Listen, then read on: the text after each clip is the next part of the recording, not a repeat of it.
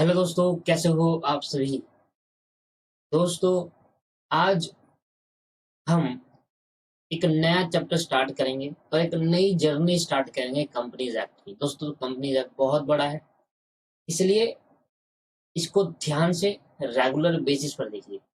अगर आप classes alternate देखते हैं तो मत देखिए, रेगुलर क्लासेस देखिए। अगर आप पीछे रह गए तो मतलब रेगुलर नहीं देखिए, गैप आ गया या आ गया तो भैया भूलते चले जाओगे। तो कंपनीज एक्ट के बारे में टाइम टू टाइम क्लासेस को देखते रहिए, ठीक है। दूसरा, पिछली क्लास में मैंने आपको कुछ चैप्टर्स लिखवाए होंगे जो हमारे सिलेबस में था। अब पिछली क्लास में जो चैप्टर लिखवाए दोस्तों, उसमें से आज हम कंपनीज एक्ट का चैप्टर इंट्रोडक्शन पढ़ने जा रहे हैं। सर, इंट्रोडक्शन समझना, कंपनीज एक्ट के बारे में जितना भी इंट्रोडक्शन है आज की क्लास में डिस्कस करेंगे। देखो, आप पता है कंपनीज एक्ट के बारे में आपको पता है कि कंपनीज एक्ट 1956 हुआ करता था। 1956 कंपनीज एक्ट 1956 हुआ करता था दोस्तों। अब 2013 में बहुत सारे प्रोविजन में अमेंडमेंट लाना था, बहुत सारे प्रोविजंस में अमेंडमेंट लाना था। इस वजह से कंपनीज एक्ट 1956 में अमेंडमेंट लाने की जगह पर उसको पूरा चेंज ही कर दिया और कहा कंपनीज एक्ट 2013। तो हमारा इंट्रोडक्शन का पार्ट जो है वो है कंपनीज एक्ट 2013। हम क्या पढ़ेंगे दोस्तों? Companies act 2013। बहुत आराम से सिखाऊंगा, प्रॉपर नोट्स बनेंगे, तरीके से करना, ठीक है, साथ साथ उतारना। चलो, companies act 2013। Companies act 2013। Companies act 2013। अब भाई, ये कंपनी का मतलब क्या है? वो बात की बात है, कंपनी किसे कहते हैं, what is the meaning of company. तो बात की बात है, सबसे पहले तो मैं आपको बता देता हूँ। अगर आपने बेसिक ऑफ क्लास नहीं देखी एक्ट की, मान लेते हैं आप कंपनीज एक्ट पहली बार पढ़ रहे हो, शुरुआत में ही आपने कंपनीज एक्ट उठा लिया पढ़ने के लिए और आपने बेसिक ऑफ लॉ नहीं देखा, तो कृपया करके आप बेसिक ऑफ लॉ जरूर देखिए, यूट्यूब पे है। अगर नहीं मिलेगा तो मुझसे पूछ लेना। कंपनीज एक्ट 2013 के बारे में बात करेंगे तो पहले मैं इसमें कुछ बेसिक बातें बता देता हूँ दोस्तों। कंपनीज एक्ट के अंदर दोस्तों, कंपनीज एक्ट के अंदर पहले ये क्या हुआ था तो बताओ। पहले कंपनीज एक्ट 1956 हुआ करता। आज के बाद हमेशा ध्यान रखना, कंपनी नहीं होता। क्या नहीं होता? कंपनी। कंपनी नहीं होता, क्या होता है? कंपनीज। ये एक्ट एक कंपनी पे नहीं, सारी कंपनीज जो रजिस्टर्ड है उस पे बात करता है। सारी कंपनी में एक्ट लगेगा, ये एक्ट अप्लाई हो जाएगा तो कंपनीज एक्ट होता है। तो हमेशा याद रखना, जब भी आप कंपनी कंपनी लिखना चाहो तो कंपनी लिखना, कंपनीज एक्ट। जब भी आप एक्ट लगाओगे आगे तो कंपनीज लिखना, कंपनी नहीं लिखना, ठीक है। ये बेसिक बातें समझ में आई? चलो दोस्तों, कंपनीज एक्ट के अंदर 470 सेक्शन है। कितने सेक्शन है? 470। अभी लिखना नहीं, भी समझना है। कितने सेक्शन है टोटल? टोटल कंपनीज एक्ट में 470 सेक्शन है। टोटल सेक्शन 470 सेक्शन है दोस्तों। उसके बाद हमारे पास टोटल शेड्यूल कितने हैं? हमारे पास टोटल शेड्यूल कितने हैं?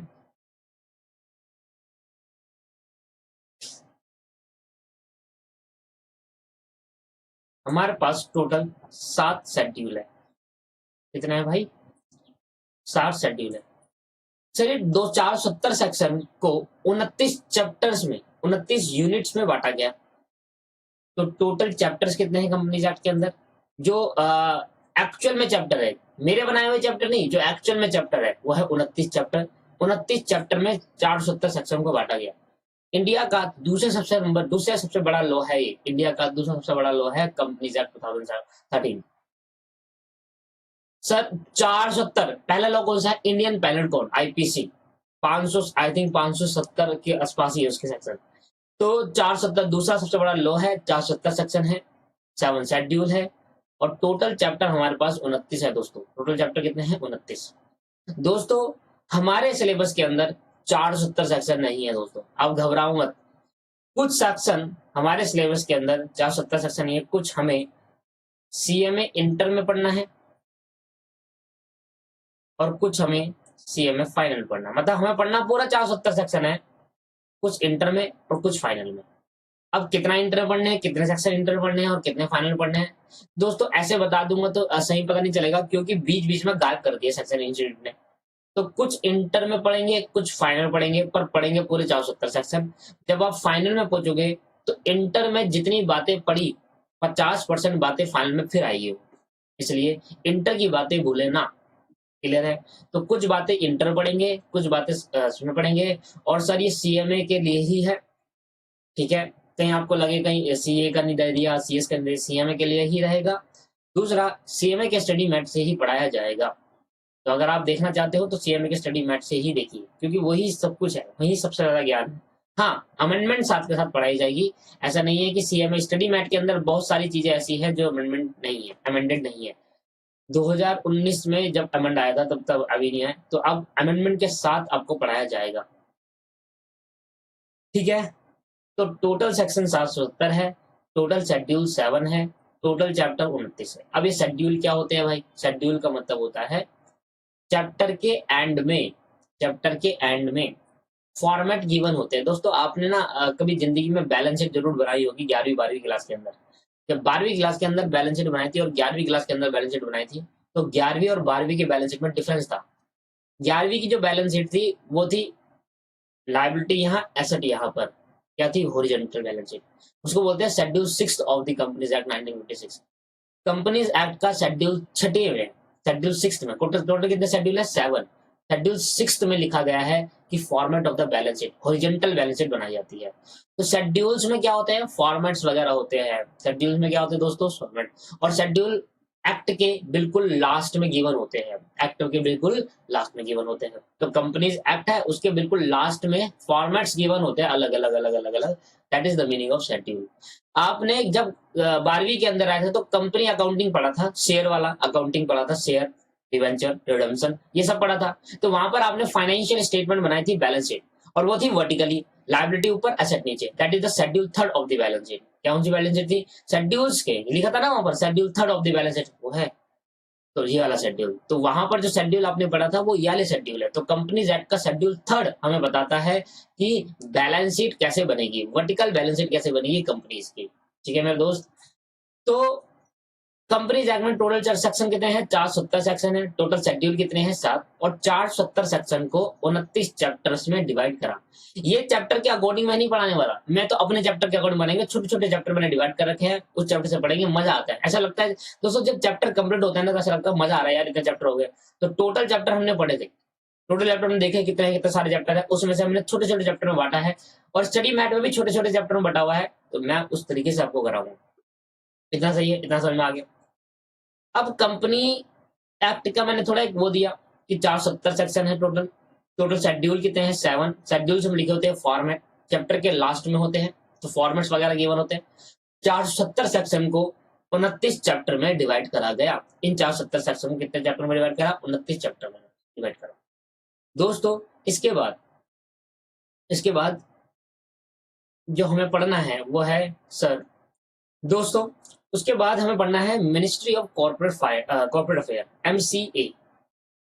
एमसी, इसके बारे में जानना बहुत जरूरी है दोस्तों, इसलिए मैं पहले ही बता रहा हूँ, इसके बारे में जानना बहुत जरूरी है। Ministry of corporate affair, ministry of corporate affair, MCA. दोस्तों ये क्या होती है एमसीए? आप ना गूगल पे लिखना www.mca.gov.in, तो मिनिस्ट्री ऑफ कॉर्पोरेट अफेयर की साइट खुल जाएगी। इसमें क्या होता है दोस्तों, यहाँ पर कंपनीज एक्ट की अमेंडमेंट्स आती है। मैं आपको खोल के दिखाता हूँ, ये वाला, ठीक है? पहले ले लेते हैं, क्या नाम है? Ministry of corporate affair, ministry of corporate affair. दोस्तों ये क्या है? मिनिस्ट्री साइट्स है जहां पर मिनिस्टर्स जो होते हैं, लॉ मेकर जो होते हैं, कंपनीज एक्ट के बारे में लॉ बनाते हैं। और यहाँ पर सारी कंपनीज की, इंडिया के अंदर जितनी कंपनी रजिस्टर्ड है उसकी डिटेल आप यहाँ पर फाइंड आउट कर सकते हो। जितनी कंपनी रजिस्टर्ड, देखो देखो मैं सामने दिखाता हूँ आपको, ये देखो यहाँ पर लिखा है, ये पहले आप इधर देखो क्या लिखा है मैंने, www.mca.gov.in। ये आपके पास प्रॉपर साइट है एमसीए की। और सर ये जो साइट है ना आपके पास, यहाँ पर आप जाएंगे, अबाउट एमसीए पढ़ लेना, क्या भाई अबाउट क्या है, ये देखो एक्ट और रूल। एक्ट रूल के अंदर ये सारे एक्ट बनाए, companies act, limited liability partnership act, insolvency and bankruptcy code, ये आप फाइनल में पढ़ोगे, कॉम्पिटिशन एक्ट फाइनल में, पार्टनरशिप एक्ट देखा है देखो यहाँ पर, तो पार्टनरशिप एक्ट के बारे में पढ़ना हो, अभी हमारे सिलेबस के अंदर है पार्टनरशिप एक्ट। देखो cost and work account act, हम CWA जो हम बोलते हैं CMA, ठीक है, chartered accountant act, company secretary, तो ये सारे एक्ट। तो मैंने अगर यहाँ पर और देखो MCA सर्विस, अगर MCA सर्विस को आप देखोगे तो मैं कुछ बातें बताना चाहता हूँ, नॉलेज वाली बातें, देखो आप उसको खोलना और उसमें देखना। देखो जब तक आपने फ्यूचर में आगे जाकर कंपनी में जॉब करनी है नहीं करनी, जब आपको कंपनी में जॉब करनी है प्रोफेशनल, तो उसके बारे में पता होना चाहिए। दोस्तों जब आप खुद की फर्म खोलोगे तो कैसे कंपनी को देखो, अब मैंने यहाँ पे लिखा, ये देखो मैंने MCA सर्विस पे क्लिक करा और यहाँ पे मैंने कहा व्यू कंपनी और LLP मास्टर डाटा, आप किसी भी कंपनी का डाटा उठा सकते हो। मैंने यहाँ पर क्लिक कर दिया। मैं आपको कुछ नॉलेज देना चाहता हूँ, जरूरी है कि हर चीज रटा जाए फिर बुक की बात बने, नहीं सर। मैंने यहाँ पर लिखा सर कंपनी एंड LLP, मैंने कहा यहाँ पर क्या लिखा है, यहाँ पर मैंने कंपनी का या तो CIN लिखो या वो लिखो, मैंने कहा मुझे नहीं पता CIN, तो मैंने यहाँ पर सर्च पे क्लिक करा और यहाँ पर किसी कंपनी का नाम दिया, मैंने कहा टाटा, ये लो TATA टाटा, तो टाटा मैंने सर्च करा, ये लो सर्च करा, ओहो अरे इतने सारे आ गए। तो ये जो CIN है ना, ये वाला, इसको यहाँ से कॉपी कर लिया, Tata advance Tata system limited Tata, ये देखो, और क्लिक करते ही कॉपी हो गया। और मैंने कोई से भी कॉपी करा, मैंने यहाँ पर इसका ये डाल दिया D।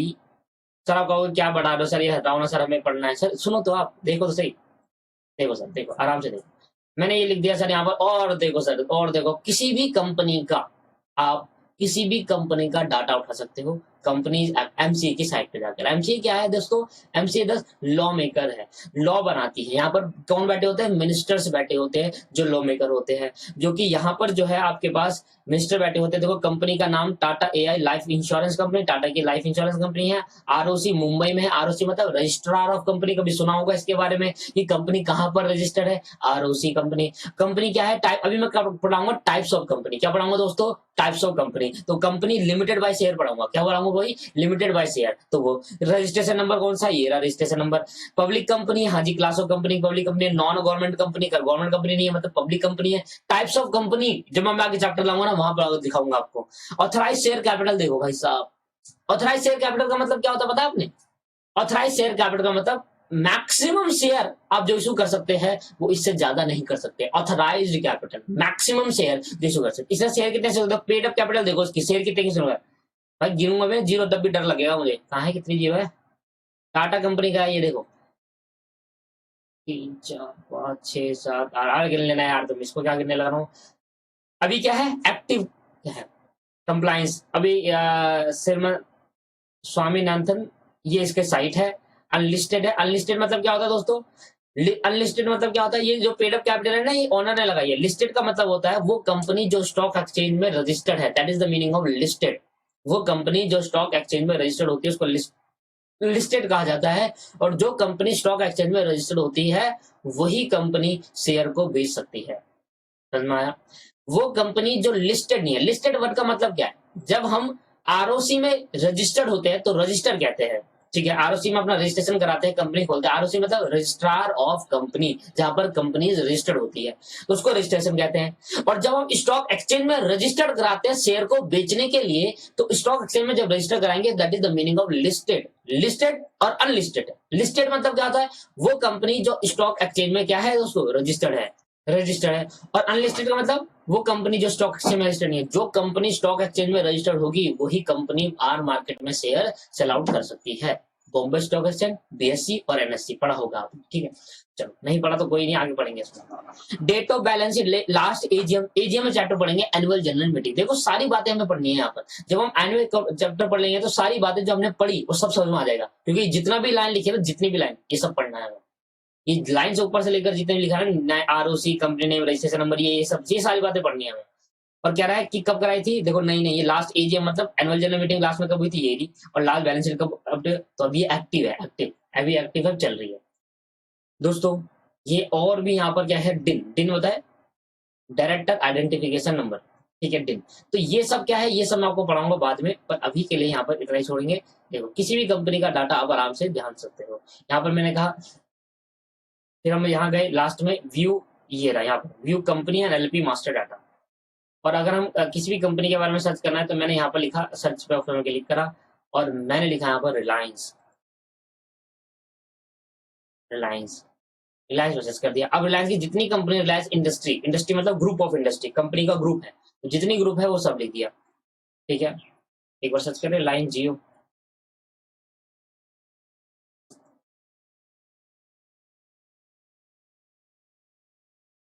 रिलायंस जियो सर्च करा दोस्तों, ये रिलायंस जियो, हाँ तो आ गया, रिलायंस जियो भी आ गए। बहुत सारी कंपनी, कुछ भी लिख लो, रिलायंस जियो इंफोटेक लिमिटेड, इसमें मैंने क्लिक करा और क्लिक करते ही, एक मिनट, क्लिक करते ही फिल हो गया यहाँ पर। अब मुझे ये उतारना है सर, AINGHE। और सर बहुत कुछ है इसके अंदर, मैं तो अभी लास्ट वो डाटा दिखा रहा हूँ आपको। अच्छा गलत उतार दिया क्या?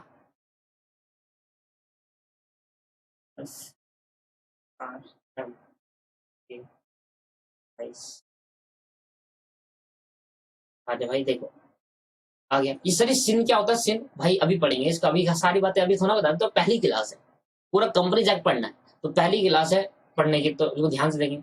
देखो आरओसी कोड मतलब कहाँ रजिस्टर्ड हुई है? अहमदाबाद वाले आरओसी मतलब रजिस्टर्ड कंपनी के अंदर। कंपनी का नाम ये है भाई, कंपनी लिस्टेड बाय शेयर है, अरे लिमिटेड बाय शेयर है, सॉरी लिमिटेड बाय शेयर का मतलब क्या होता है? बस आने दो, टाइप्स ऑफ कंपनी वहीं से कहूंगा, फिर वापस आऊंगा यहाँ पर।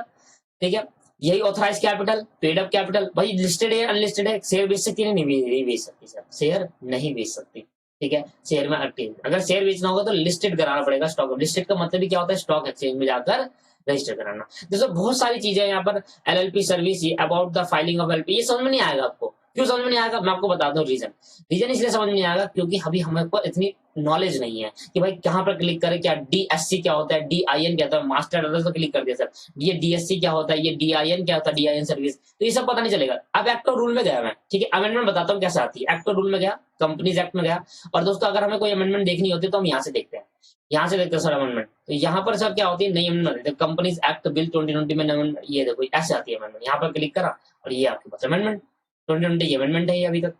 ठीक है, तो ये देखो जितनी अमेंडमेंट, अब इनको पढ़ने का तरीका हर किसी की बस की नहीं है। ठीक है, तो पढ़ना बहुत जरूरी, एक एक चीज को पढ़ना पड़ेगा, देखना पड़ेगा भाई कौन कहाँ पे कहाँ का अमेंडमेंट है। इतनी सारी चीजें पढ़ने के बाद आपको अमेंडमेंट बताई जाती है कि हाँ भाई अमेंडमेंट है। ठीक है, और भी बहुत सारी अमेंडमेंट है, सारी अमेंडमेंट अप्लीकेबल होगी। पर सर दोस्तों हमारे पे कौन सी अमेंडमेंट अप्लीकेबल होगी? हम इंस्टीट्यूट हमें बताएगा, हम नहीं कह सकते। देखो अमेंडमेंट बहुत सारी होती है, इंस्टीट्यूट हर कोई अमेंडमेंट नहीं अप्लाई करवाता, ऐसा नहीं है कि अमेंडमेंट जितनी है सारी की सारी इंस्टीट्यूट, मतलब समझे, हमारा इंस्टीट्यूट सारी अमेंडमेंट को नहीं लेता दोस्तों। बहुत सारी अमेंडमेंट्स होती है, उस अमेंडमेंट से कुछ अमेंडमेंट लेता है और कुछ नहीं लेता। तो इंस्टीट्यूट क्या करता है? लास्ट में सप्लीमेंट्री इशू करता है, तो वहां पता चलता है कि एक्चुअल में अमेंडमेंट क्या है। पर कंपनी एक्ट के बारे में बहुत कुछ बातें बताता है, तो इसलिए कंपनी को मेन में बताता है, मतलब अमेंडमेंट मैं टाइम टू टाइम सारी कराऊंगा आपको, जितनी है ना सारी, जो जो चेंज आया सब कराऊंगा दोस्तों। ये आपके पास एक्ट और रूल हो गया यहाँ पर। ठीक है सर, ये मैंने कंपनीज एक्ट खोला पूरा का पूरा, और ये पूरा पूरा कंपनीज एक्ट है। अगर देखो, उससे पहले मैं एक बात आपको जरूर बता देता हूँ,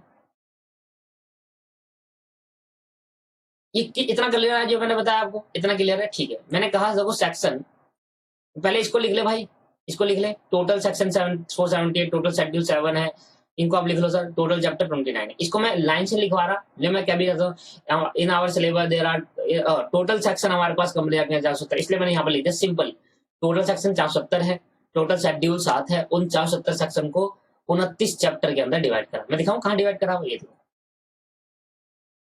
इसको बोलते हैं चैप्टर नंबर 1, चैप्टर नंबर 2, ये रहा चैप्टर 1, चैप्टर 2।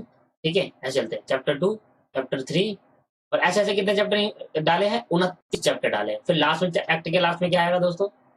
एक्ट के लास्ट में क्या आएगा? ये अभी चालू हो गया,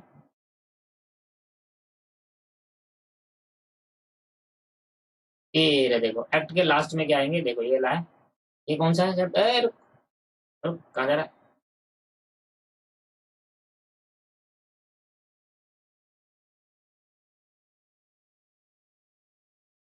ये देखना भाई, इसको पढ़ना आता है आपको?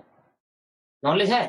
पहला 10, फिर 10, 20, फिर 9, भाई 10, 10 और 20 हो गया, और फिर 9, 29 हो गया, और लास्ट में क्या है? Schedule, schedule 1, schedule 2, 3, 4, 5, 6, 7। तो पूरे 470 सेक्शन को देखो यहाँ पर लिखा है 470 section, power to remove difficulty. पूरे 470 सेक्शन को 29 चैप्टर्स में बांटा गया दोस्तों। कितने चैप्टर में बांटा गया? 29 चैप्टर में। आया समझ में? दिखा रहा हूँ साफ साफ। तो देखो मिनिस्ट्री ऑफ कॉर्पोरेट अफेयर के अंदर आती है अमेंडमेंट्स, और ये मिनिस्ट्री की जो साइट है दोस्तों, ये अमेंडमेंट्स है। आप यहाँ से किसी भी कंपनी का डाटा, किसी भी कंपनी का कुछ भी निकाल सकते हैं मेरे भाई, किसी भी कंपनी का डाटा वगैरह कुछ भी निकाल सकते हैं यहाँ पर, ठीक है। अभी जाएगा नहीं यहाँ से।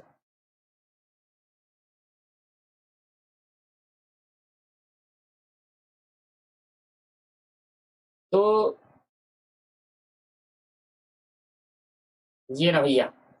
तो आप इसको एक बार छेड़खानी करिए, यहाँ पर छेड़खानी करिए, देखिए देखो अमेंडमेंट आई यहाँ पर, देखो यहाँ पर ऐसे पता चलता है। देखो new important update, amendment number देख schedule 7 of the companies act 2013, इतने में ये अमेंडमेंट क्लिक कर अमेंडमेंट लाई। बट सर उसको पढ़ना पड़ता है, कौन सी अमेंडमेंट डालनी है, कौन सी अमेंडमेंट नहीं डालनी है, ये सब देखना पड़ता है सर। इसलिए बहुत कुछ है सर, ऐसे ही नहीं होता सर टीचिंग का लेवल, बहुत कुछ बढ़ाना पड़ता है, बहुत कुछ देखना पड़ता है। ऐसे नहीं बुक उठाए पढ़ा दे, बुक उठाए पढ़ा दिया, ऐसे नहीं होता दोस्तों। चलो भाई, तो ये बातें आपने पहले लिख लीजिए, उसके बाद मैं आपको स्टार्ट कर रहा हूँ क्लास। लिख लिया सर इतना? चलो, तो इसके बाद अब मैं स्टार्ट करूंगा कंपनीज के बारे में। थोड़ा बहुत इंट्रोडक्शन दिया। पहले कंपनीज एक्ट 1956 हुआ करता था, उसको हटाकर पूरे बहुत सारे प्रोविजन जो चेंज करने थे उसमें चेंज ना लाकर हमने पूरा ही एक लॉ अलग बना दिया, लेजिस्लेटिव अलग बना दिया। लेजिस्लेटिव मतलब लॉ अलग बना दिया। और उसके अंदर हमने टोटल सेक्शन डाले 470, जिसमें से सारे हमारे सीएमए में नहीं है, सीएमए इंटर में है, कुछ सीएमए फाइनल में है। टोटल शेड्यूल कितने डाले भाई? 7। टोटल चैप्टर्स कितने हैं भाई? 29। एमसीए का, एमसीए क्या होता है? एमसीए एक साइट है, एमसीए में क्या मिनिस्टर बैठे होते हैं जो लॉ मेकर होते हैं, जो लॉ बनाते हैं। और यहाँ पर सारी कंपनीज का डाटा वगैरह, एक्ट रूल्स वगैरह बहुत कुछ मिलता है, बहुत कुछ मिलता है सर। वो अभी जब आप पूरे कंपनी आप पढ़ोगे ना, तो धीरे धीरे धीरे समझो कि मैं दिखाते चलूंगा, वहां पर दिखाती है, यहाँ पर है, ये यहाँ पर है, यहाँ पर है, ठीक है। प्रैक्टिकल नॉलेज भी लेते हुए चलेंगे, ठीक है। चलो, तो अभी आज मैंने आपको क्या सिखाया, किसी भी कंपनी का मास्टर डाटा कैसे फाइंड आउट करते हैं। तो अगर आपको किसी भी कंपनी का डाटा फाइंड करना है भाई, ये कंपनी कब रजिस्टर्ड हुई है, कब, कौन सा आरओसी कहाँ पर है, इसका रजिस्टर्ड कंपनी किस स्टेट में जाकर रजिस्टर्ड हुई है, तो कहाँ पर ये सब, तो वहां पर जाकर आप क्या कर सकते हो, उसको आराम से देख सकते हो। धीरे धीरे करके प्रैक्टिकल नॉलेज भी लेंगे। जैसे आगे जाकर आप ट्रेनिंग करोगे ना, तो वहां पर आपको पता बता रही अरे, तो जब मैं ट्रेनिंग गया था मुझे ऐसी कोई नॉलेज नहीं थी। जब मैं ट्रेनिंग में ये सीखा, यहाँ पर कंपनी का इनकॉर्पोरेशन करना सीखा, कंपनी कैसे बनाते हैं, डिन कैसे लेते हैं, तो डीएससी कैसे लेते हैं, तो ये सब सीखा। तब जाकर मेरे को लगा यार ये भी तो है और ये समझाना चाहिए। तो मैं आज अपनी सारी नॉलेज जो प्रैक्टिकल है, वो सारी नॉलेज कंपनी एक्ट के तहत थ्रू आपको थ्योरी और प्रैक्टिकल दोनों समझाते हुए चलूंगा, ठीक है। तो कंपनी में जब भी आप कहीं जाओ, तो आपको ये इंटरव्यू में दोस्तों थ्योरी पढ़ना, हम ना क्या करते हैं, थ्योरी पढ़ते हैं, theory theory theory theory theory पढ़ते रहते हैं। प्रैक्टिकल एस्पेक्ट कभी आता ही नहीं। जब वहां जाते हैं तो ये थ्योरी कोई काम की नहीं होती, क्योंकि ये तो गूगल पे मिल जाता है भाई, ये तो गूगल पे भी मिल जाता है। आप गूगल पे सर्च करो, देखो मैंने लिखा है कंपनी पूरा डाउनलोड करो, जो सेक्शन है वो सेक्शन सर्च करो, आ जाएगा आपके पास। दोस्तों थ्योरी मैटर नहीं करती, थ्योरी तो बस पास होने के लिए है। मेन मैटर करता है कि आपको एमसीए की साइट पर कैसे मास्टर डाटा कैसे निकालते हो। तो आज मैंने आपको मास्टर डाटा निकालना सिखाया, ठीक है। धीरे धीरे करके उसमें जो वर्ड लिखे थे ना, वो पहले सीखेंगे सारे के सारे क्या था वो। तो ये कंपनी में थ्योरी प्लस प्रैक्टिकल दोनों चलता हुआ चलेगा, ठीक है भाई। आगे मुझे कई बार आपको बता दें रीजनल डायरेक्टर क्या होते हैं, ये सब क्या होते हैं, वो सब बताऊंगा, सब बताऊंगा। पर अभी स्टार्टिंग है, तो धीरे धीरे करके जर्नी को चालू करते हैं, और सारी बातें जो थ्योरी है उसको प्रैक्टिकल में भी अप्लाई करते हुए चलेंगे। जिससे आप जब ट्रेनिंग में जाओ, तो कोई आपसे पूछे कंपनी के बारे में, एमसी के बारे में, तो आप आसानी से उसको बता सको, ठीक है भाई। तो मैं आज स्टार्ट कर रहा हूँ। इंट्रोडक्शन थोड़ा बहुत मैंने बताया इसमें, इतना ही जैसे मैंने उतारा वैसे ही उतार लीजिए इसको, ठीक है भाई। वैसे मैंने उतारा वैसे ही उतार लीजिए इसको मेरे भाई। और मैं अब जो स्टार्ट करने जा रहा हूँ,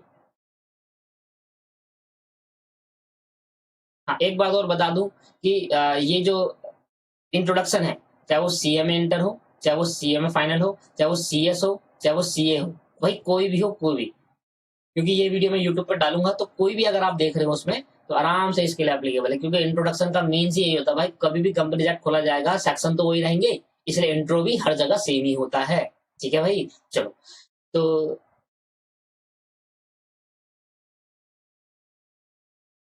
देखो एक्ट, अब मैं आपको सिखा रहा हूँ meaning and definition of company. क्या बोल रहे हैं? Meaning and definition of company. थोड़ी थोड़ी बातें मैंने बताई। अब धीरे धीरे करके जब मैं आपको टाइप्स ऑफ कंपनी बताऊंगा ना, तो आप टाइप्स ऑफ कंपनी में जब आपको बताऊंगा, तो वहां पर बताऊंगा कंपनी लिमिटेड बाय शेयर। तो फिर भी दिखाऊंगा मास्टर डायरेक्टर में कहीं में लिखा था कंपनी लिमिटेड बाय शेयर, ठीक है। क्या होता है उसका बता, अभी तो पता नहीं है, अभी तो पता नहीं है, तो भूल जाओ, कोई दिक्कत नहीं, आने वाला है, सीखेंगे आराम से। देखो कंपनी जब भी मैं स्टार्ट करवाऊंगा ना सर, कंपनीज एक्ट जब भी मैं स्टार्ट कराऊंगा तो ये बात ध्यान रखना, मैं हर चैप्टर कंप्लीट कराने के बाद कुछ इंपॉर्टेंट क्वेश्चन लिखवाऊंगा साथ के साथ। आप उस इंपॉर्टेंट क्वेश्चन को चैप्टर के एंड में भी लिखें और एक कॉपी छोटी बना लीजिए जिसमें हम सब इंपॉर्टेंट क्वेश्चन ही होंगे। पूरे लॉ की एक कॉपी बना लीजिए जिसमें सिर्फ इंपॉर्टेंट क्वेश्चन ही होंगे, उसको इंपॉर्टेंट क्वेश्चन छोटी बना लेना। 5-10 रुपए की, 5 रुपए की तो आती नहीं आती, 10 रुपए की तो आती है ना, वो बना लेना सर। रिक्वेस्ट है आपसे, ये बना लेना, 10 रुपए की कॉपी बना लेना। हर चैप्टर के एंड में, हर चैप्टर कंप्लीट कराते टाइम एंड में लिखाऊंगा इंपॉर्टेंट क्वेश्चंस। वो इंपॉर्टेंट क्वेश्चन उसमें उतारे और कंपनीज एक्ट में उससे ज्यादा कुछ याद नहीं करना, पढ़ना सारा है, उससे ज्यादा कुछ नहीं याद करना, गारंटी कर रहा हूँ 100% पेपर उसी में से आएगा, 100%। Meaning and definition of company start करेंगे आज की क्लास और लिखेंगे meaning and definition of company. Meaning and definition of company. Meaning and definition of company.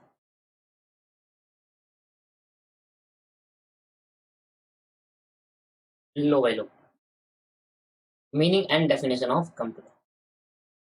तो कंपनी का मतलब समझाने से पहले मैं सेक्शन 1 बता देता हूँ। किसी भी एक्ट का सेक्शन 1 बताता है आपको शॉर्ट टाइटल। किसी भी एक्ट का सेक्शन 1 आपको बताता है शॉर्ट टाइटल, एक्सटेंडेड, कमेंसमेंट और एप्लीकेबिलिटी। क्या बताया मैंने? इसको मैं हटाता हूँ। आपने लिखा तो नहीं? लिख दिया क्या? कोई बात नहीं, काट दो, मैं तो मिटो रहा हूँ। क्योंकि मुझे एक बात हो, अगर जगह है तो मत काटो, फिर जगह है ना थोड़ा तो मत काटो।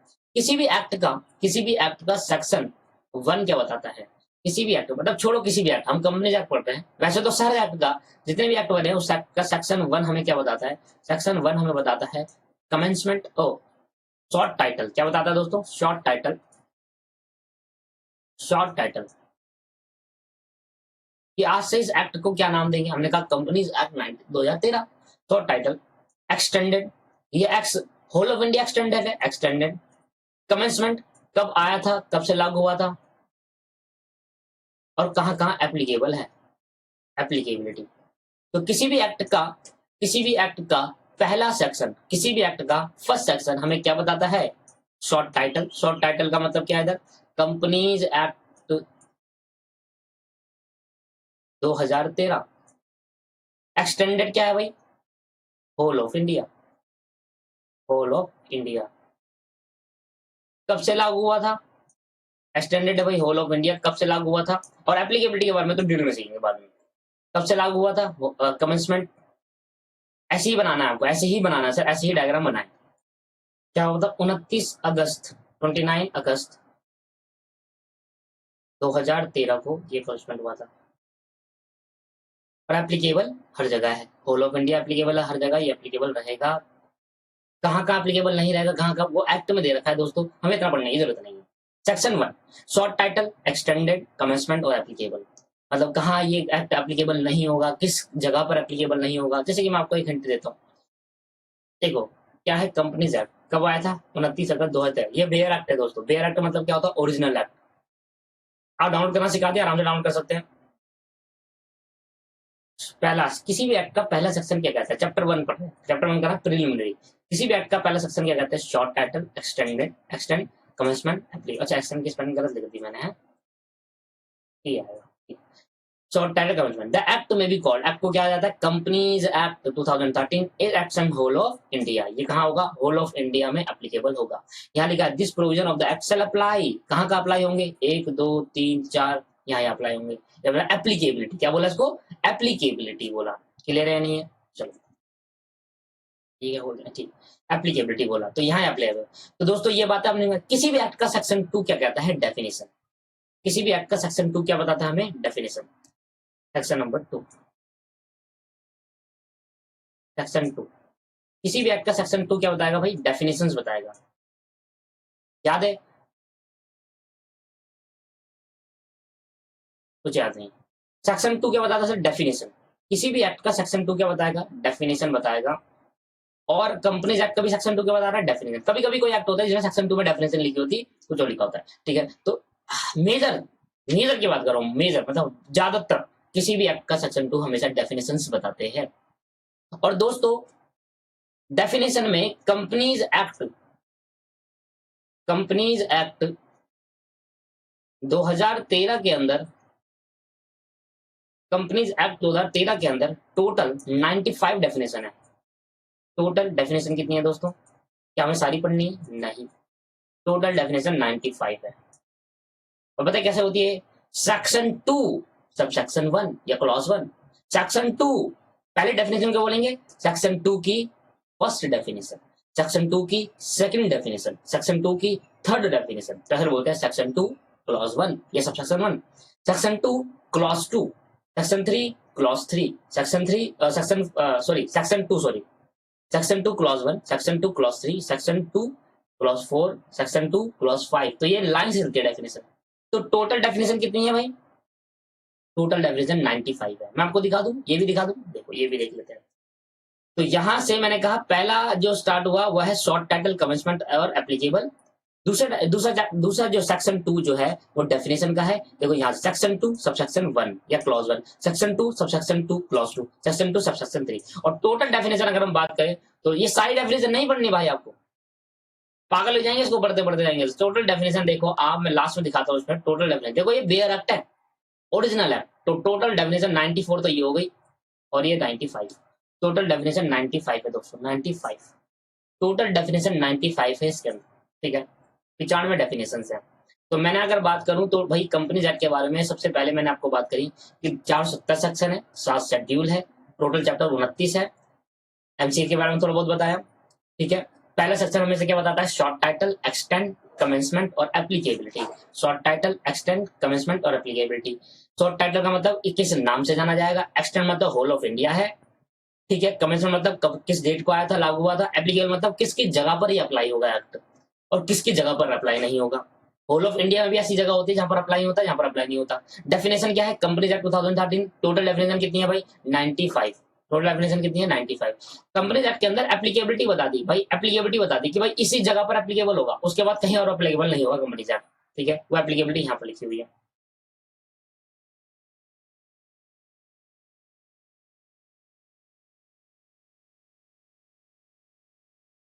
ये मैं साथ साथ आपको एक्ट भी दिखाता चल रहा हूँ, इससे आपको पता चले कि यार नहीं सही में। देखो कंपनी इनकॉर्पोरेटेड, जो कंपनी इनकॉर्पोरेट होगी मतलब खुलेगी इस एक्ट के अंदर, इंश्योरेंस कंपनी पे लगेगा, एक्सेप्ट किसे छोड़कर? इन्हें छोड़कर छोड़ो। बैंकिंग कंपनी एक्सेप्ट इन्हें छोड़कर छोड़ो। Company engage general supply electricity, electricity company में लगेगा। मतलब बैंकिंग कंपनी, इंश्योरेंस कंपनी और इलेक्ट्रिसिटी कंपनी पे लगेगा। और वो कंपनी जो इस एक्ट के इस आरओसी में रजिस्टर्ड होती है वो हर कंपनी पे लगेगा। तो ये 4 एप्लीकेबिलिटी है। कहाँ का अप्लाई होगा लिख भी दूं, एप्लीकेबिलिटी कहाँ होगी लिख भी लेते हैं सर, अब पढ़ लिया तो लिख लेते हैं। 4 जगह अप्लीकेबल होगा, 4 जगह। वो कंपनी वो कंपनी जो इनकॉर्पोरेटेड है, इनकॉर्पोरेटेड अंडर सेक्शन 2 क्लॉज 20 के कंपनी की डेफिनेशन से इनकॉर्पोरेट हुई है। और वो कंपनी जो बैंकिंग कंपनी है, पर उसमें कुछ एक्सेप्शन है। बैंकिंग कंपनी, वो कंपनी जो इंश्योरेंस कंपनी है,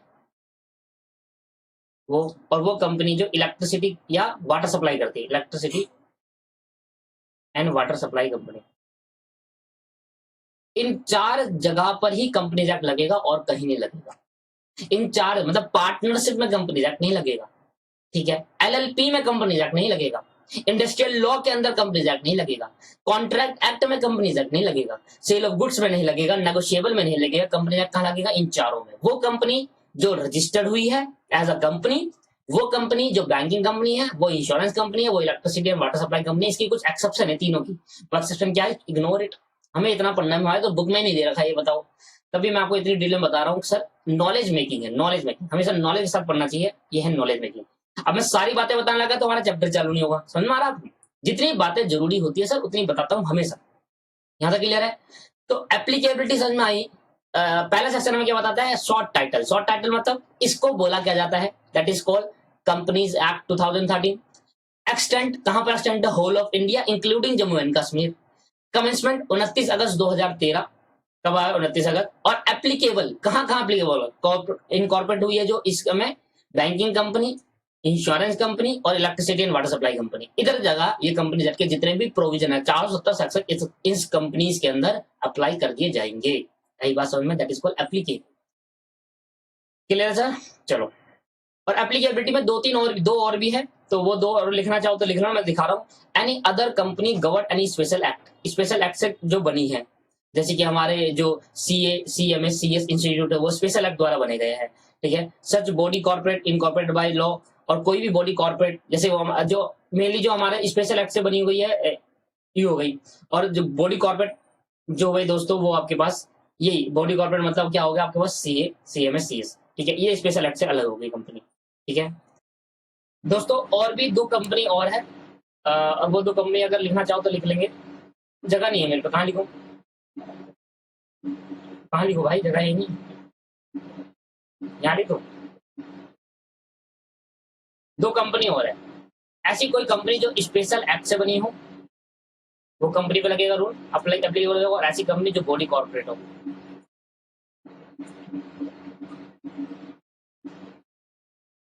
तो वो कंपनी जो स्पेशल एक्ट है और जो बॉडी कॉर्पोरेट है दोस्तों, उन पर लगेगा। तो मतलब कितने जगह पे, 1 2 3 4 5 6 जगह पर कंपनी एक्ट एप्लीकेबल है। तो यहाँ पर मैंने आपको डेफिनेशन में बताई, सेक्शन 2 हमेशा किसी भी एक्ट का क्या बताता है दोस्तों, डेफिनेशन बताता है। और कंपनीज एक्ट 2013 के अंदर टोटल डेफिनेशन कितनी है, 95। क्या सारी सारी पढ़नी है, नहीं मेरे भाई, लो भाई लो। तो टोटल सेक्शन, सेक्शन 2। अब डेफिनेशन पहले पढ़ते हैं, और डेफिनेशन में सेक्शन 2 सब सेक्शन 20, या बोलो सेक्शन 2 क्लॉज 20 क्या बताता है, मीनिंग ऑफ कंपनी। यस, उस 95 सेक्शन के अंदर जो 20वीं डेफिनेशन है ना, 95 टोटल डेफिनेशन के अंदर जो 20 नंबर पे डेफिनेशन है, वो है सेक्शन 2 सब क्लॉज 20 में बताया गया है मीनिंग ऑफ कंपनी। कंपनी को पहले डेफिनेशन में नहीं बताया, 20वीं नंबर की डेफिनेशन बताया है। और क्या बोला है मीनिंग ऑफ कंपनी में, तो स्टार्ट करेंगे अब यहाँ से। तो अभी तक मैंने जितना ही पढ़ा है, एक था बेसिक ओवरव्यू कि कंपनीज एक्ट क्या है क्या नहीं क्या है।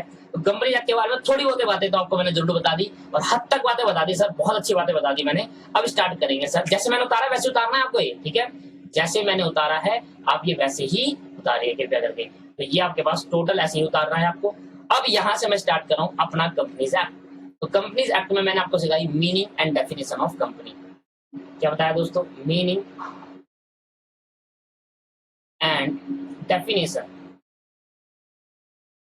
Meaning and definition of company, meaning and definition of company, meaning and definition of company. लो भाई लो। तो क्या है कंपनी का मतलब, तो पहले जो मैं बना रहा हूं उतना तारीख है, फिर मैं इसको नोटिंग भी कराऊंगा बढ़िया से। कंपनी दो वर्ड से ड्राइव, कंपनी को ड्राइव्ड करा गया है दो वर्ड से, कंपनी को दोस्तों ड्राइव्ड करा है दो वर्ड से। बहुत आराम से ले जाऊंगा कंपनी एक्ट को, क्योंकि कंपनी एक्ट इंपॉर्टेंट है मेरे भाई, कंपनी एक्ट इंपॉर्टेंट है हमारे लिए। कंपनी एक्ट ड्राइव्ड है, कंपनी एक्ट ड्राइव्ड करा है लैटिन वर्ड से, किस वर्ड से, लैटिन, और लैटिन वर्ड से ही ड्राइव करते हैं, लैटिन वर्ड। और क्या नाम दिया लैटिन वर्ड से ड्राइव कैसे करा है, इनका बड़ा ही सिंपल करा है। कंपनी को दो वर्ड से ड्राइव करा लैटिन वर्ड से, और जो लैटिन वर्ड से ड्राइव करा वो है एक वर्ड, इधर लिख देंगे एक वर्ड। कंपनी का, कंपनी का कॉम, COM ये अलग कर दिया, और कंपनी का कॉम अलग करने के बाद कंपनी के बाद PANIS, पेनिस, कंपनीज, कंपनीज, ये पेनिस अलग कर दिया सर, ठीक है। कंपनी और कंपनीज। कॉम का क्या मतलब हुआ, कॉम का मतलब हुआ सर, कॉम मतलब को मतलब विथ और टुगेदर, कॉम मतलब क्या होता है, विथ और टुगेदर, विथ और टुगेदर।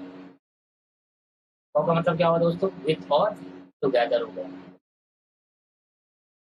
पनीस का मतलब क्या है, पनीस का मतलब, और पनीस का मतलब क्या है, पनीस का मतलब ब्रेड। सर ब्रेड, हाँ ब्रेड सर, वाली ब्रेड, मील, मील मतलब खाना। और अगर मैं इन दोनों को मिला दूं, अगर मैं इन दोनों को मिला दूं, तो दोस्तों दोनों को मिलाने के बाद क्या बना मेरे पास, अगर दोनों को मिला देना, और दोनों को मिलाने के बाद आप देखना, together taken a meal, together, together taken a meal,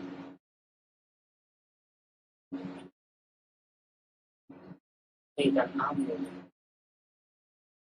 क्या मतलब हुआ दोस्तों,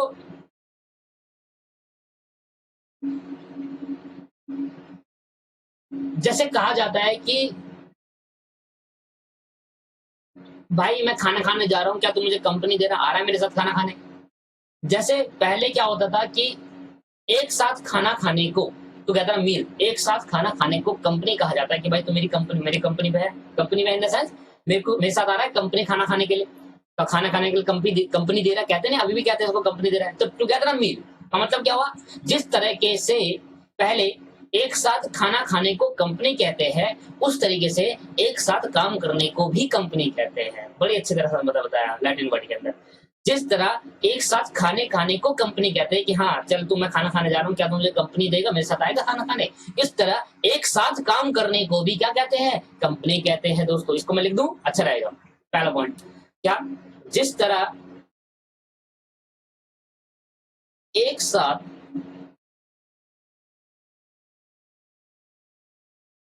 खाना खाने को कंपनी कहते हैं, भाई कंपनी दे रहा है मैं खाना खाने का, कंपनी कहते हैं। उसी तरह एक साथ काम करने को, एक साथ काम करने को कंपनी कहते हैं। अब खाने खाने वाली कंपनी अलग हो गई और काम करने वाली कंपनी होगी, तो उसको खाने से, कंपनी का डेफिनेशन खाने से ले लिया। ठीक है सर, कि एक साथ अगर हम खाना खाते हैं तो कंपनी होगी, एक तरीके कंपनी में बैठ के खाना खाए, कंपनी तो बैठ के खा रहा हो, एक साथ बैठ के खाना खाए का मतलब ये कि भाई तुमने कंपनी दे दी, मेरे साथ आ गया खाना खाने, तू अपना लंच लेकर आया, मैं अपना लंच लगा, मिलकर खाते हैं, तो दैट इज कॉल्ड कंपनी। और अगर उसी से डेट करा तो अगर खाना मिलकर खाते हैं तो काम भी तो मिलकर करा जा सकता है, that is the meaning of company. तो उससे बोला कंपनी का मतलब। क्या बात समझ में आ गई? इसको लिख लेना सर, मैं बहुत अच्छे नोट्स प्रिपेयर कराने वाला हूँ, उसको लिख लेना आप कृपया करके। टुगेदर टेकन अ मील, ठीक है। क्या समझ में आया आपको, नहीं आया? आ गई ये बात समझ में आ गई। अब दोस्तों ये तो था आपके पास की कंपनी का एक डेफिनेशन का एक और है। जैसे मैं लिखवा रहा हूँ आप वैसे ही लिखिए कृपया करके, आप ऊपर नीचे मत करना, वैसे ही लिखना। ठीक है सर, तो ये तो समझ में आ गया भाई, दो लैटिन वर्ड से बना है, कॉम और पनीस, पनीस करके। और कॉम का मतलब है टुगेदर और मिल, तो कॉम का मतलब टुगेदर, और पनीस का मतलब मील ब्रेड। तो उसका मतलब देखा जाए ओरिजिनली क्या मतलब है, टुगेदर टेकन अ मील। मिलकर जब खाना खाया जा सकता है तो मिलकर भी काम किया जा सकता है। बहुत ही अच्छे तरीके से अब मैं स्टार्ट करूंगा सेक्शन 2। याद रहना हमेशा, सेक्शन 2 का क्लॉज 20 बोल लो या सबसेक्शन 20 बोल लो। इसमें क्या बताया है, meaning of company, meaning of company, company का मतलब, कंपनीज नहीं, company. Meaning of company, company तो कंपनीज एक्ट है, मीनिंग ऑफ कंपनी, एक कंपनी किसे कहेंगे, कंपनीज तो हो जाएगी, जब बहुत सारी कंपनी होगी तो कंपनीज बन जाएगा, कंपनी का मतलब बताया। मीनिंग ऑफ कंपनी, और क्या बोला है, company means company incorporated under this act और एनी अदर प्रीवियस लॉ। क्या मतलब हुआ, देखो, कंपनी मीन्स कंपनी, क्या बोला भाई, कंपनी मीन्स कंपनी, कंपनी का मतलब ही कंपनी है, company means a company, company means a company incorporated, incorporated under this act, under this act और under any other previous law or under any previous law, any previous company law, under any previous company law। Company की definition सुन रहे हो आप, previous company law. और कहां पर लिखी है definition, any other previous company law, कहां पर लिखी है डेफिनेशन बताना जरा, सेक्शन 20 सब सेक्शन क्लॉज, ये बोल लो है सब सेक्शन 20 बोल लो, सेक्शन 2 के क्लॉज 20 में लिखी गई है। और क्या लिखा है, कंपनी मीन्स कंपनी का मतलब कंपनी जो इनकॉर्पोरेटेड है, मतलब जो खुली है, अंडर दिस एक्ट, तो मतलब इसका मतलब हुआ कि मैंने ये दिस एक्ट का मतलब बता रहा हूँ, ये दिस एक्ट का मतलब क्या हुआ, ये दिस एक्ट मतलब, दिस एक्ट का मतलब यहां पर लिख रहा हूँ, दिस एक्ट की डेफिनेशन जो है, मीनिंग जो है वो है companies act 2013, companies act 2013। Any previous company law का मतलब क्या है, इसका मतलब क्या है, प्रीवियस कंपनी लॉ का मतलब कंपनीज एक्ट 1956 और पीछे, प्रीवियस कंपनी लॉ का मतलब क्या हो गया? कंपनीज एक्ट 1956 वाला। सोचो, दोनों बातें यहाँ पर बहुत अच्छी डेफिनेशन दी है और बताए लॉजिकल डेफिनेशन है, छोटी है पर लॉजिक है इसके अंदर। डेफिनेशन में लॉजिक क्या है, जरा ध्यान सुना। मैंने कहा देखो, कंपनी का मतलब कंपनी वो है जो इस एक्ट के थ्रू इनकॉर्पोरेट हुई है, खुली है, ओपन हुई है, या ये एक्ट तो 2013 में आया था, 2013 में नया लॉ बना दिया, पुराने वाले को चेंज। जो पुराने में कंपनी, जैसे टाटा कंपनी, टाटा कंपनी भाई कब इनकॉर्पोरेट हुई होगी सोचो आप। तो टाटा कंपनी के लिए जो 2013 में इनकॉर्पोरेट हुई है, तो मतलब टाटा कंपनी कंपनी नहीं है, समझे आप? समझे मेरे दोस्त कि Reliance company, Reliance industry, Tata company, Tata group of industry, ये सब आज की कंपनी है, बहुत पहले की है सर, बहुत पहले की है। तो ये 1956 वाले कंपनी, प्रीवियस कंपनी लॉ में है। तो अगर हम 2013, और अगर मैं और करके ये नहीं लिखता दोस्तों, समझना, और करके ये नहीं लिखता under any previous company law, ये नहीं लिखा जाता लॉ के अंदर, तो इसका मतलब यही होता वो कंपनी कंपनी मानी जाएगी जो सिर्फ 2013 में ही एक्ट के अंदर रजिस्टर्ड हुई है एज अ कंपनी, इनकॉर्पोरेट हुई है एज अ कंपनी। पर वो कंपनी जो 1956 में हुई है उसको कंपनी नहीं मानेंगे, इसलिए और लगाकर ये भी लिख दिया, चाहे 2013 वाले में हुई दिस एक्ट में, चाहे किसी प्रीवियस कंपनी, कोई भी हो, 1956 या उससे पीछे का हो, कोई भी प्रीवियस कंपनी लॉ है, किसी भी एक्ट में, कंपनी लॉ के किसी भी एक्ट के अंदर, चाहे इस एक्ट के या प्रीवियस कंपनी लॉ के अंदर रजिस्टर हुई है, उसको भी कंपनी माना जाएगा। और अगर कंपनी माना जाएगा तो 470 सेक्शन सारे के सारे अप्लाई हो जाएंगे उसके अंदर, सारे के सारे। ठीक है भाई? तो company means a company incorporated under this act, चाहे जब इस एक्ट में अंडर कॉर्पोरेट हुई है, और एनी प्रीवियस कंपनी लॉ, चाहे इस एक्ट में चाहे प्रीवियस कंपनी लॉ के अंदर। दोस्तों, दो वर्ड का मतलब समझना जरूरी है। दो वर्ड का मतलब, एक वर्ड का मतलब होता है मीनिंग, और एक वर्ड का मतलब होता है इंक्लूड्स। मीनिंग एंड इंक्लूड्स, दो वर्ड का मतलब समझना है, मीनिंग और इंक्लूड्स। ये बहुत जगह आएगा दोस्तों, मीनिंग एंड इंक्लूड्स। मीनिंग होता है, जब भी आपका मीनिंग लिखा होता है तो समझ लेना वो फाइनल डेफिनेशन है। क्या है? Final, final definition. उससे आगे आप कुछ ऐड नहीं होगा। और जब भी लिखा होगा इंक्लूड, मतलब फाइनल डेफिनेशन नहीं है, डेफिनेशन तो है, प्लस उसमें इंक्लूड्स भी करेंगे, इंक्लूड्स भी करेंगे, और भी कुछ। तो जब भी कहीं वर्ड लिखा होता है मीनिंग, तो समझ लेना वो क्या है भाई, फाइनल डेफिनेशन, फाइनल डेफिनेशन है।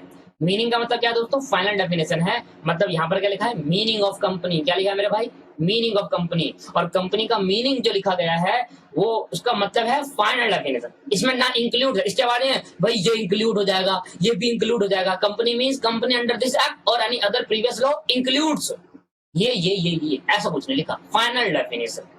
आई बात समझ में? तो सेक्शन 2 सब सेक्शन 20 या क्लॉज 20 क्या कहता है? कहता है भाई कंपनी मीन्स कंपनी इनकॉर्पोरेटेड, चाहे इस एक्ट में इनकॉर्पोरेट हुई है, चाहे कोई भी प्रीवियस लॉ के अंदर इनकॉर्पोरेट हुई है, हम इस एक्ट के थ्रू उसको कंपनी मान लिया जाएगा, कंपनी मान लेंगे। आई बात समझ में नहीं आई? दोस्तों, एक तो लॉर्ड जस्टिस, एक तो लॉर्ड जस्टिस लिंडले,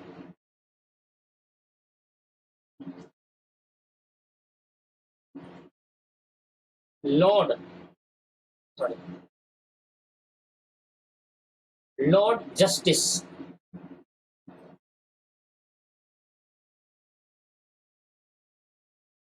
इन्होंने कंपनी की डेफिनेशन बताई।